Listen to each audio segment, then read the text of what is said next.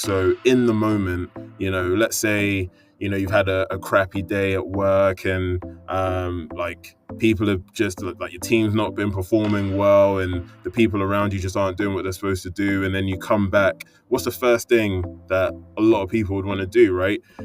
If you've got a sweet tooth, you go for the sweet draw. If you just love a bit of drink, then they go for the alcohol, right? And so that's very much in the moment, and then just responding and reacting to emotions rather than, following a plan. So the benefit of having a plan is oftentimes, not every single time, we're not robots, but oftentimes having a plan in place can stop just those emotional sort of knee-jerk responses to food, and using food as a crutch rather than processing the emotion properly.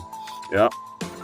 So also, without a plan, it's easy to fall off track, because you're oftentimes, without a plan, you're just kind of reacting sort of moment to moment to moment, and you can't really see the wood through the trees. So you're just sort of thinking, what am I going to have for the next meal, rather than having, the broad overview of everything you're doing and why you're doing it. So without a plan, a lot of time is wasted.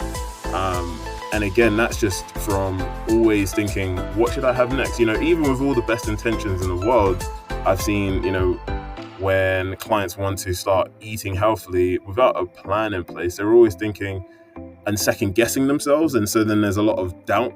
And so all of that just eats up a lot of time. Should I eat this? What about this? How about that? Right. And if you go to the internet with those sorts of questions, I mean, we all know there's like hundreds of options out there, oftentimes really conflicting as to what you should do, right? So it just creates a lot of confusion without having a plan in place.